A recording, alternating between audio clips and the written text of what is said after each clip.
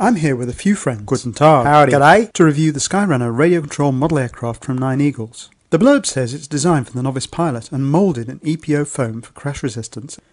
The model is powered by a 2S LiPo battery that is said to give 15 minutes flight duration and is controlled via a 2.4 GHz transmitter operating 3-channel rudder, elevator and throttle. It has a wingspan of 703mm. That's 27.7 inches, boy. And the whole thing looks pretty good.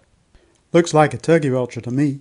You see turkey vultures circling overhead. You want to look alive. You do not want to look like a stuffed teddy bear. Thank you for your insight.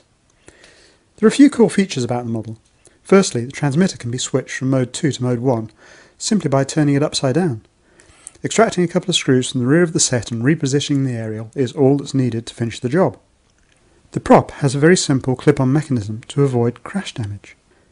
And as with most modern foamies, magnetic catches retain the hatch. The kit takes only a few minutes to prepare for flight. However, the review model suffered from some quality-related issues. This would never happen in Bavaria.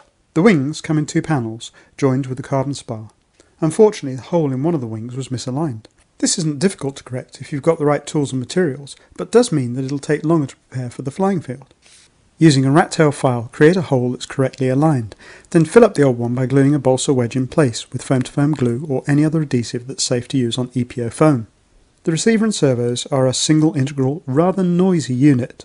The servos are not terribly sophisticated, and so it wasn't really a surprise to find that the review model's rudder servo had less movement than the elevator servo. It would be better if it were the other way around, because the Skyrunner turns out to be quite sensitive in pitch but tends to be a bit sluggish on rudder. To increase the rudder movement to its maximum, reposition the rudder clevis to pass through the control horn closer to the rudder. The instructions supplied with the review model give incorrect information with respect to charging the flight battery. The instructions say that a flashing green light on the charger indicates charging is occurring, and a constant green light indicates the battery is charged.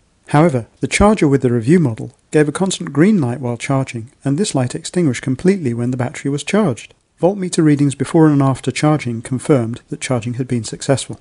The wind was blowing a fairly constant 9 miles an hour when the test flight was undertaken. Launch presented a bit of an issue. Because the geometry of the motor installation, the model tends to pitch down on launch, and correction using the sensitive elevator control often leads to a zoom. It's true, that thing's got more bounce than a kangaroo's landing struts. The solution to this problem is to reduce the sensitivity of the elevator by moving the clevis further outboard on its control horn, and launch the model with only half throttle, increasing the power gently once airborne. Well, that about wraps it up. For light winds, it's a nice little model.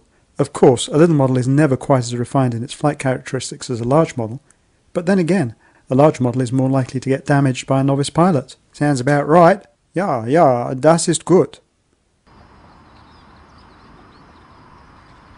Has anybody seen my teddy bear?